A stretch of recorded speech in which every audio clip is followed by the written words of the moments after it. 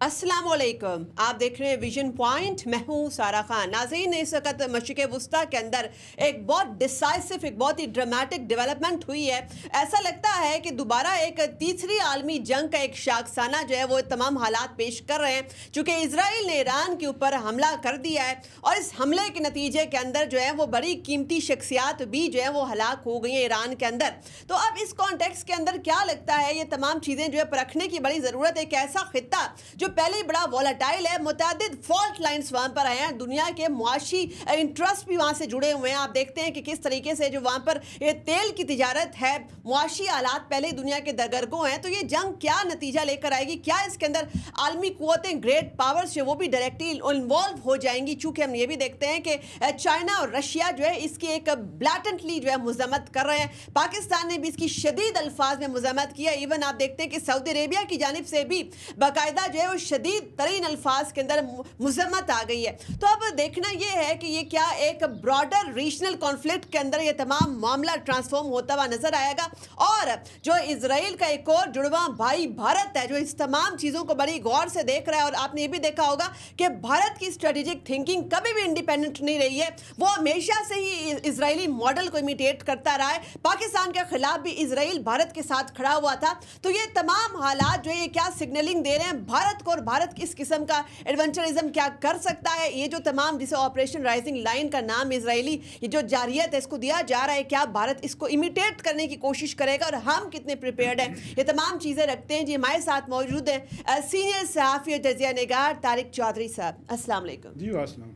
अच्छा तारिक साहब, आप चूँकि बड़ा डीपली ऑब्जर्व कर रहे हैं इस वक्त मशरिक़ वुस्ता के अंदर जो कुछ हो रहा है, क्या आप एक्सपेक्ट कर रहे थे पहले? चूँकि ऐसे बहुत सारे माहिरीन कह रहे थे ये सिर्फ धमकियाँ हैं, सिर्फ ईरान से टेबल के ऊपर नेगोशिएशंस के अंदर कंसेशंस गेन करने के लिए उसको धमकी दी जा रही है कि आप पर हमला हो जाएगा। तो पहले तमाम पोस्टरिंग लग रही थी, क्या आपने एक्सपेक्ट किया था कि ऐसे हमला भी हो जाएगा? जी बिल्कुल, ये तो के बिल्कुल ऐन मुताबिक है। आपने अगर गुज़श्ता चंद रोज़ में अगर बाकी सारे फ्रीकैन को नज़रअंदाज भी कर दें कि इसराइल क्या कह रहा था, मगरबी मीडिया क्या कह रहा था, ईरान ने कल 24 घंटे पहले तस्दीक की थी कि उसके किसी गल्फ़ के करीबी दोस्त मुल्क ने उसको ये बात इंटीमेट की है, उसको इत्मीनान में लिया है कि इसराइल किसी वक्त भी हमला कर सकता है। तो ईरान के लिए ये बिल्कुल गैर मुतवक्को नहीं थी। जब ईरान ख़ुद कह रहा है कि उसको उसके दोस्त मुल्कों ने ख़बरदार कर दिया था कि इसराइल को एडवेंचर कर सकता है। फिर आपको मालूम है कि अब आज से 2 रोज़ बाद ओमान के शहर मस्कत में चौथा 5वां राउंड होने वाला था ईरान और अमेरिका का टॉक्स के हवाले से। अगरचे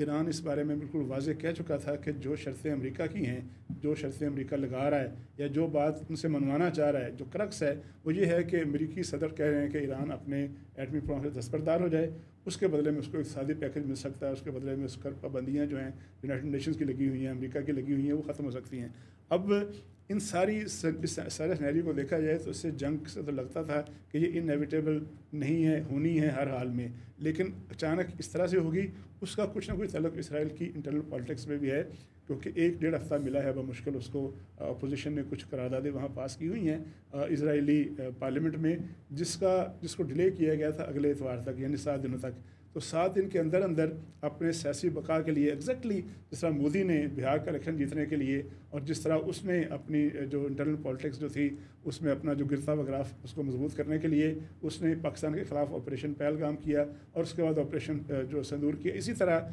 अपने उसको जो टफ टाइम मिल रहा है नेतन्याहू को अपनी अपोजिशन के हाथों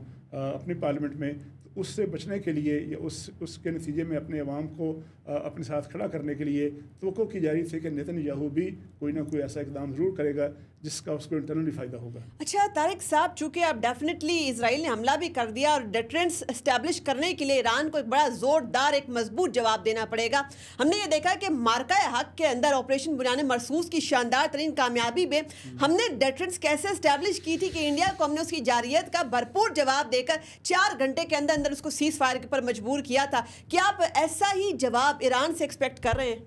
देखिए, ईरान को ऐसा जवाब देना चाहिए।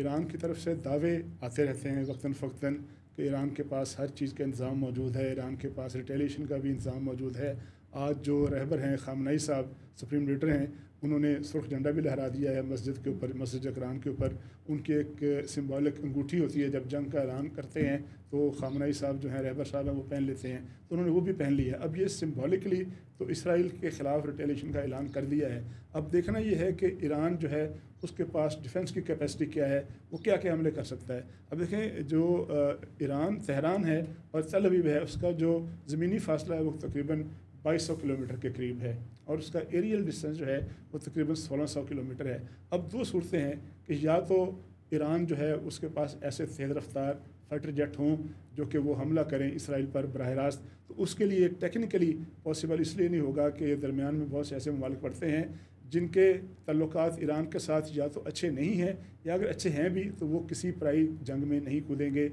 अपनी एयर स्पेस इस्तेमाल नहीं करने देंगे। ज़ाहिर है फाइटर जेट्स को दूसरे मुकाम तक पहुंचने के लिए बहुत सी टेक्निकल सपोर्ट चाहिए होती है, तो जब तक दूसरे ममालिक उसको अपनी सपोर्ट नहीं देंगे उसके लिए पॉसिबल नहीं होगा। फिर दूसरा ये है कि एक रास्ता ये है कि उसके मिज़ाइल जो हैं वो 1600 किलोमीटर का फासला तय करें, और तय करके जाके अपने टारगेट को हिट करें, इस तरह से हिट करें कि सब्सटेंशियल डैमेज हो ईरान का, इसराइल का, ताकि एक रिटेलिएशन की फ़िज़ा सामने आ सके कि कितना बदला लिया है। अब उसके लिए जो इसराइल का जो आयरन डोम है, जो उसका डिफेंस शील्ड है, जिस पर बड़ा उनको नाज है, क्या ईरानी जो मिज़ाइल होंगे क्या उसको ब्रीच कर सकेंगे, क्या उसको वो शिकस्त दे के वहाँ अटैक कर सकेंगे। ये चीज़ें जो हैं दिफाई माहिरीन के सामने हैं, लेकिन मुझे लगता यूँ है कि चूँकि ईरान ने हमेशा सरप्राइज़ दिया है, ईरान ने हमेशा जो है अपने दुश्मनों को, अपने मुखालफिन को, ख़ास तौर पर इसराइल को हमेशा बड़ा टफ टाइम दिया है। तो माजी की तरह, माजी में भी आपको याद होगा कि कुछ अर्सा पहले सैकड़ों की तादाद में मिज़ाइल जो थे फायर किए थे।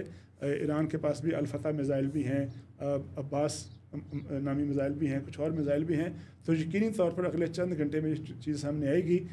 रिटेलिएशन तो होगी लाजमी, अटैक तो लाजमी होगा जो अभी, लेकिन उसकी शिद्दत क्या होगी, वेलोसिटी क्या होगी, कैपेसिटी क्या होगी, और कितना डैमेज कर पाएगा, ये सामने आएगा जब बाकायदा तौर पर लॉन्च कर दिया जाएगा। अच्छा तारिक साहब, एक और चीज़, अगर ख़ित्ते की सूरत देखी जाए तो चाइना जो से तो कैटेगोरिकल मजम्मत कर दी है, पाकिस्तान ने भी शदीद तरीन अल्फाज में मजम्मत करके बल्कि बाकायदा सेनेट के अंदर करारदाद भी मुतफ़िका तौर पर पेश कर दी है। अच्छा, इस तनाजुर के अंदर इंडिया जो है उसकी हमेशा से एक इंक्लाइनेशन इसराइल की जानिब रही है, वो बराह रास्त उनकी तारीफ़ करते हैं, उनको अपने अलाए मानते हैं। और हमने ये भी देखा कि अभी पाकिस्तान और भारत का जो मार्का था उस दौरान जितने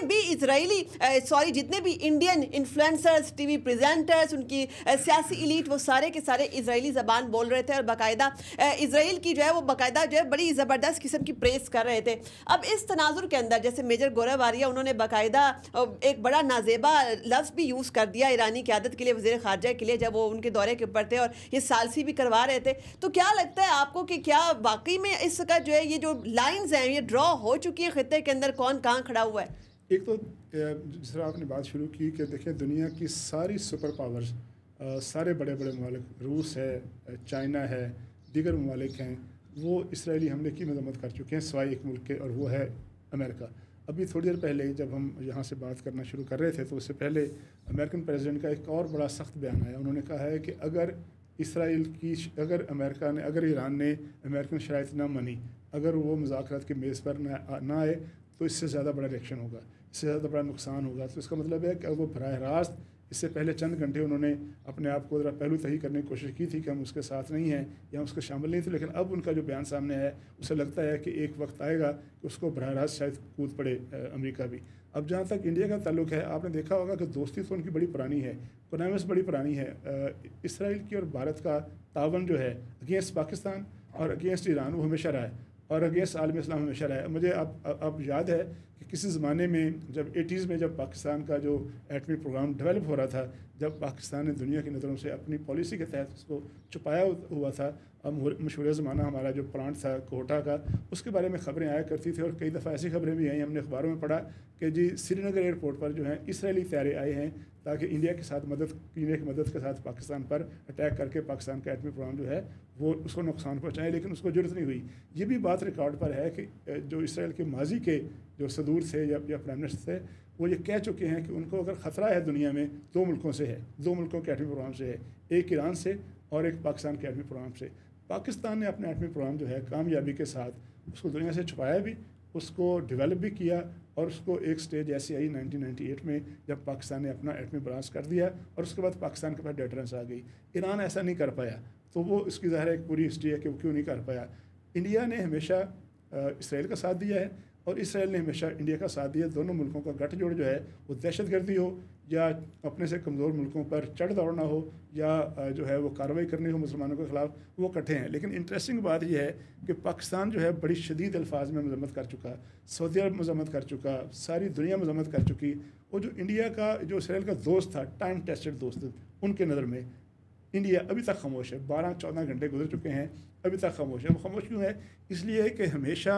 इंडिया ने ईरान के साथ भी अच्छे तल्लुकात रखे हैं और आपको याद होगा कि चाबहार की जो बंदरगाह है वो इंडिया की फाइनेंसिंग से बनी है और वो जो मशहूर ज़माना जासूस पकड़ा गया था, बावर्दी नेवल ऑफिसर कुलभूषण यादव, वो कहाँ से ऑपरेट करता था? आपको याद होगा कि वो चाबहार में कीमती पत्थरों के एक ताजर के रूप में रह रहा था और पाकिस्तान में, बलूचिस्तान में नेटवर्क चलाता था। तो इंडिया ने अच्छे तल्लुकात रखे हैं ईरान के साथ। अब उसके लिए ये मुश्किल हो रही है, वो मुनाफ़क़त जो उसकी रही है हमेशा, कि वो इंडिया, वो ईरान और इसराइल में से किसके साथ रहे। मुझे लगता है कि अगले चंद घंटों में सामने आ जाएगा। लेकिन ये बात बहरहाल एक इस्टेब्लिश हकीकत है कि ईरान हो या पाकिस्तान हो या दीगर इस्लामी ममालिक हों,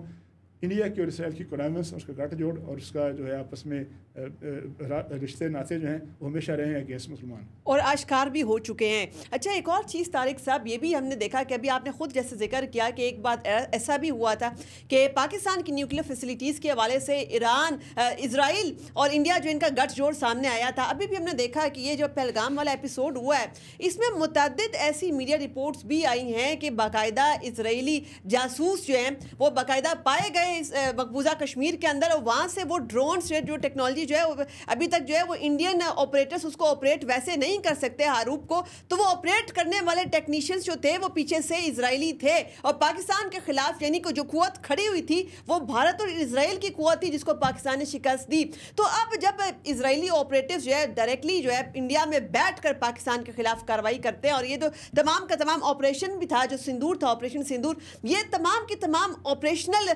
गाइडेंस जो है इनको कहाँ से मिल रही थी? ये तमाम मॉडल इन्होंने इमिटेट किया था जिस तरीके से इजराइल करता है, अभी भी उन्होंने बिल्कुल वैसा ही हमला जो है ऑपरेशन सिंदूर जैसा ही आपको ईरान में नजर आ रहा है। तो आपको क्या लगता है कि आप इसका जो ईरान के अंदर कार्रवाई दोबारा इजराइल ने की है, भारत तो बड़ा जो है वो खुश होगा, बड़ा एम्बोल्डेंट होगा और इसी किस्म की कार्रवाई दोबारा करने की कोशिश करेगा, वो मॉडल पाकिस्तान के खिलाफ इमिटेट करेगा, आसार लग रहे हैं आपको? जी, मैंने तो कल भी अर्ज़ किया था, आज फिर अर्ज़ करता हूँ कि इस वक्त चूँकि जो वर्ल्ड पावर्स हैं उनका फोकस ईरान पर है, उनका फोकस मिडिल ईस्ट पर है, उनका फोकस जो है इस ईरान इसराइल जो कश्मकश उस पर है।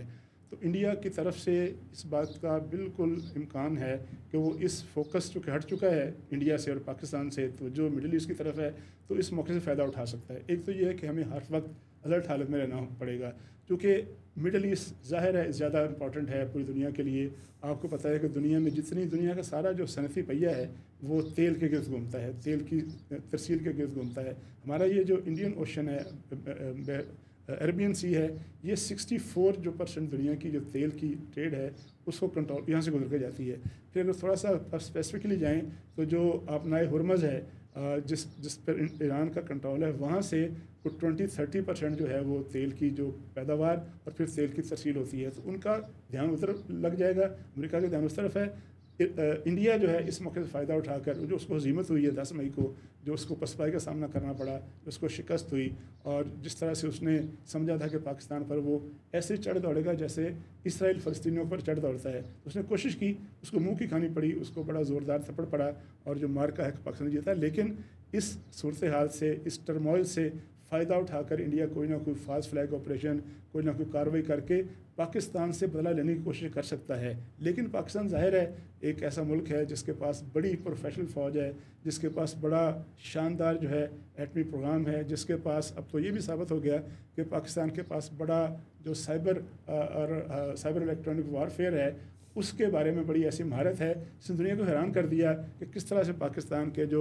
सिस्टम था पूरा उसने किस तरह से काउंटर किया, किस तरह से वो सारे के सारे वो जो उनके राफेल थे और दीगर तैयारे थे उनको जो थे वो अंधे खोपे पहना दिए और वो अंधे हो गए, उनको कुछ नज़र नहीं आया। और लेह से लेकर गुजरात तक 3-4 हज़ार किलोमीटर का एरिया था, उसकी फ़िज़ाओं पर पाकिस्तान की हुक्मरानी थी। तो उनको पाकिस्तान की कैपेसिटी का पता है, लेकिन फिर भी एक जो बुज़दिल दुश्मन होता है, जो हारा हुआ है, जो पसपा हुआ है, जो चोट खाया हुआ है, वो अपनी चोट का बदला लेने के लिए कोई ना कोई एडवेंचर कर सकता है। तारिक साहब, जाने से पहले एक छोटी सी क्विक टेक इसके ऊपर हो जाए कि 14 जून को जो है तकरीबन 250 साला जो है वो उनकी अस्करी तकरीबात जो है उसको उन्होंने कमेमोरेट करना है, और उसके हवाले से जो एक नहायत अहम तरीन एक मेहमान हमारी तरफ से गया हुआ है वो फील्ड मार्शल आसिम मुनीर साहब, जो कि पाकिस्तान का कद काठ दोबारा इंटरनेशनल कमेटी ऑफ नेशंस के अंदर बुलंद हो गया है, तो वो वहाँ पर बड़ी इज्जत वकार के साथ उसके अंदर जो है वो पार्टिसिपेट करेंगे। इस तनाजुर के अंदर कि जब खित्ते के अंदर ये ईरान की टेंशन्स चल रही हैं अमेरिका के साथ, और इसमें इसराइल जो ये एक ट्रायंगल है, अब आप किस तरीके से देखते हैं कि पाक अमेरिका ताल्लुकात के अंदर कोई मोड़ आएगा, कोई इसमें जो है तब्दीली आएगी, कोई असरअंदाज होगा?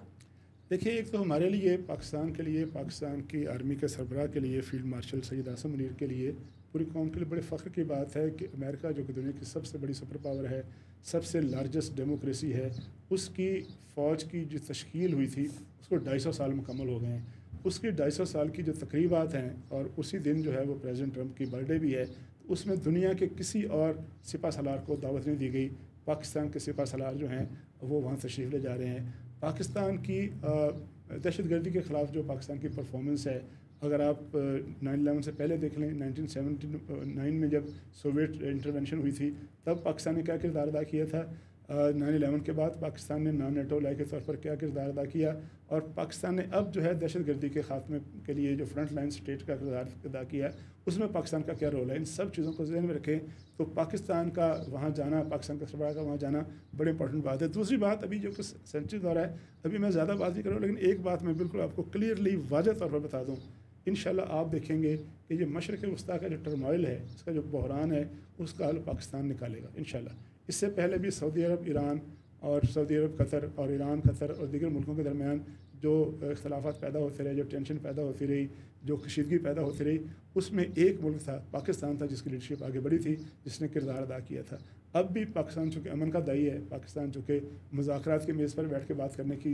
मामला हल करने की बात करता है, अब भी आज, कल, परसों, हफ्ते बाद, 2 हफ्ते बाद, 1 हफ्ते बाद, 3 हफ्ते बाद, जब भी मशरक़ वस्ता का बहरान जो है उसका कोई जो सेटलमेंट होगी, उसमें पाकिस्तान का वाइटल रोल होगा, और पाकिस्तान के जो सरबराह हैं पाकिस्तान की फ़ौज के, उनका इनपुट लाजमी शामिल होगा उसमें। इसी नोट के ऊपर आज की नशिस्त कंक्लूड करते हैं। आपके वक्त का बहुत शुक्रिया। जैसे हमारे मुअज़्ज़िज़ मेहमान ने बड़ी खूबसूरती से एलैबोरेट किया कि पाकिस्तान ही वो मुल्क है जो इस मशरिक़ वस्ता के टर्मोइल के अंदर नहायत कलीदी किरदार अदा करेगा और तमाम फ़रीक़ैन को मुज़ाकरात की मेज़ के ऊपर लेकर आएगा। चूँकि पाकिस्तान ने अभी जो है भारत के साथ मार्का हक़ के दौरान भी साबित कर दिया, दुनिया को दिखा दिया कि हम एक फॉर्मिडेबल अस्करी कुव्वत तो हैं, मगर उसके साथ साथ हम एक रिस्पॉन्सिबल न्यूक्लियर स्टेट भी हैं, और हम ये किरदार बड़ा बखूबी निभा सकते हैं। अपनी मेज़बान सारा खान को दीजिए इजाज़त। अल्लाह हाफ़िज़।